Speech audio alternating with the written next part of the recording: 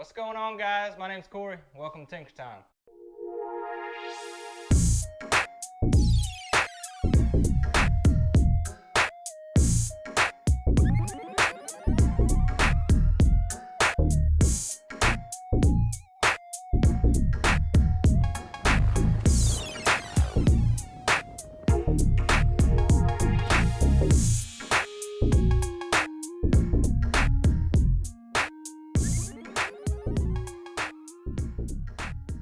Today we got the DRZ. It's gonna be building back up. I got all the parts in for it, so let's check out what we got here. All right, guys, as you can see, I already had the motor torn down. The piston rings were actually stuck to the piston. I can show you guys here in a second. So I pulled it all apart and ordered some parts, cylinder gasket, head gasket. Here's the parts over here. Camshafts looked in great shape. Cam journals, all the valves look good. So I ordered some piston rings and some gaskets up here, and we're gonna be putting them on. Here's the old piston here. What happened was these rings were you can see that top ring there, it's just stuck in the groove, so that's what was causing the low compression. And I got the second one out, but I could not get that first one out. You can see where I tried and screwed the piston up. So that was a dumb mistake, but when I was getting that second one out, here's the ring here. You can just see all the rust on it. So it's bad news. So I got new rings installed on a piston here, and we'll throw it together and we'll see if she runs. All right, guys, I want to do a voiceover real quick, just to touch on timing and how to set it. So you want your piston to be at top dead center. So you turn the crankshaft until the T is in the window on the left-hand side of the bike. And you'll have a couple lines on each camshaft sprocket. One should be vertical up and down at the 12 o'clock on each one, and then there should be one parallel to the surface of the cylinder head. And you just want to count between the two vertical lines. There should be 15 pins on your cam chain, and your timing should be on. All right, guys, the DRZ is back together minus the gas tank. But if you was watching the previous videos or seen the posts on Facebook about it, we're dealing with a no spark issue on this. So we just got the top end done, and so it has no spark, and I bought it this way. And I've done a lot of research on it, and I tested the coil. The coil's good. It's got a fresh spark plug in it. CDIs are hardly ever known to go out on these things. So the previous owner told me that he replaced the stator on it.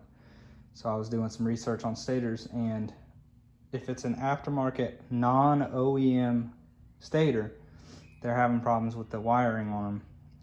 So we got to go into the harness and change a few wires around, and I'm going to show you how to do that.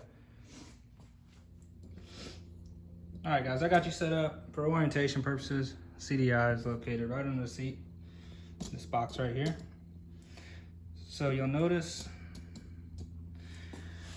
this is the harness that runs down to your CDI.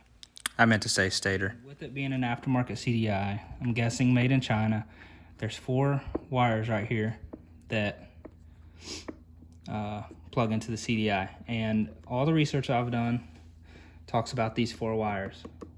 Let me pull the plug out real quick and I'll show you. We have no spark. Sorry, I should have had this out already.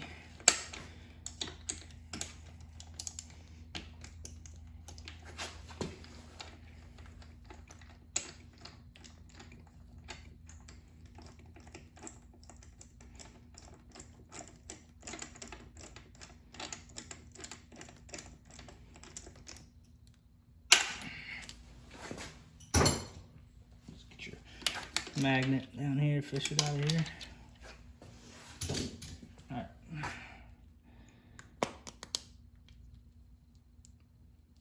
So I got the spark plug in the boot, and I'll turn the ignition on, hit the start button.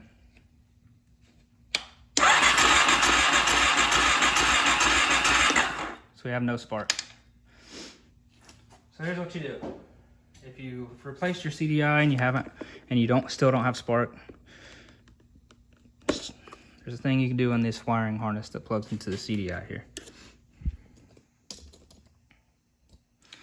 All right, first you're gonna take this yellow clip out. Right here, this is what holds the wires in. And you just take a screwdriver and pop it out like that. We'll set that to the side. So you'll see a black and white wire and a green and blue wire. You can't swap. So this is a circuit here, the black and white, and the green and blue is a separate circuit. So when you're diagnosing your no spark issue, do not swap a white with a green or a black with a or a white with a blue and a black and a green. You don't want to mix that. You just want to swap the black for the white and then the green for the blue or the blue or the green, whichever way you're looking at it. So what we're gonna do is I'm gonna take the black and white out first, and you stick your screwdriver in here, put a little tension on the back side of it, and you just want to pry away from the connection, pretty much.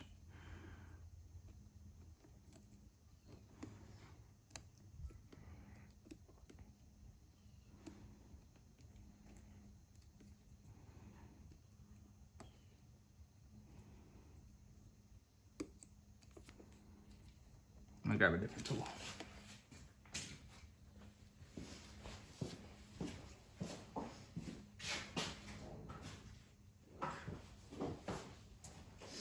Straight pick will probably do the best job here. So you want to stick it in there, make sure your ignition's off,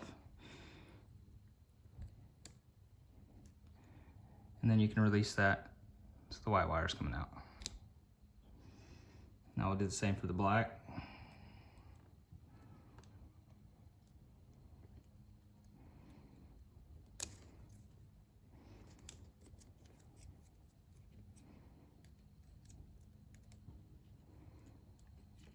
All right, I'm gonna take this black out and go immediately where the white one was so I don't get them mixed up. And you'll wanna keep the same orientation so they lock in. So that one's locked in. And put the white wire where the black wire was. And you'll feel them click into place.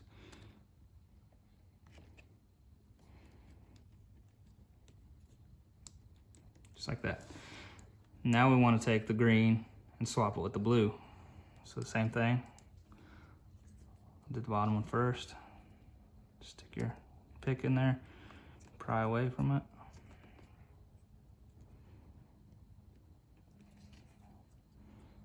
All right, green one's out.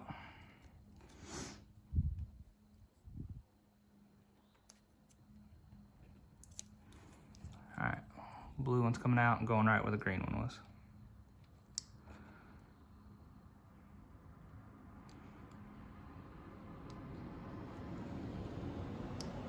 All right, we're locked in. I'm gonna put this yellow keeper back on. It can only go in one way, but it just snaps in there. And then you can plug it back in your CDI. Make sure it locks in. Give these wires a little pull, make sure they're seated in there. All right, so let's see what we have spark now.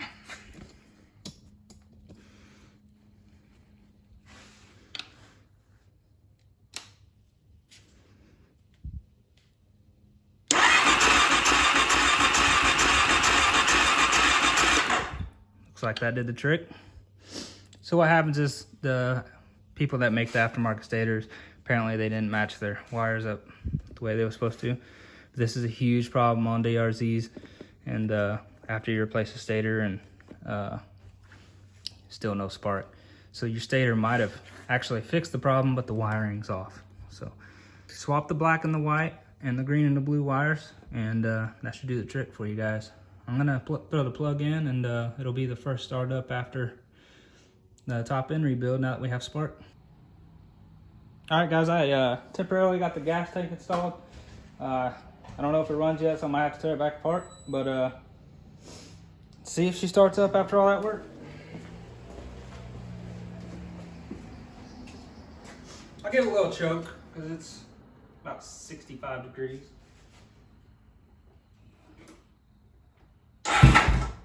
Ooh, sounds good.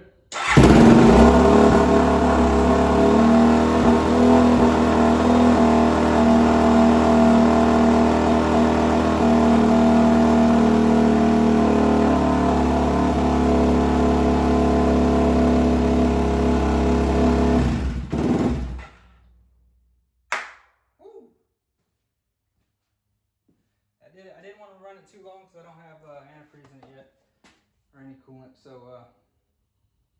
So in the video we covered the top end. So we got new rings in it and new gaskets. So we got our compression back. And then the only thing I didn't record was pretty much everything I took off to get it apart. I can go over torque specs real quick. So the 4 head bolts were torqued to 18 foot-pounds initially, and then 35 foot-pounds for the final torque. The 2 cylinder bolts were 7 inch-pounds, or 7 foot-pounds, sorry. I work with the inch-pounds a lot at work. And the lower bolt for the cylinder was also 7 foot-pounds. Cam journal, 7 foot-pounds. I did check the valves. Intake valve clearances were between, I can't remember off the top of my head. I think it's 1 to 2 thousandths, and then exhaust side's 2 to 3 thousandths, and they were all in spec. So that's it. And then we diagnosed the no spark issue. If you just replace a stator and you're still not getting spark, check those wires out, swap them around, and that's what worked for this one. I hear that CDI buzzing, bugging me. So yeah, I hope you guys enjoyed the video. Make sure you like and subscribe, and we'll see you next time.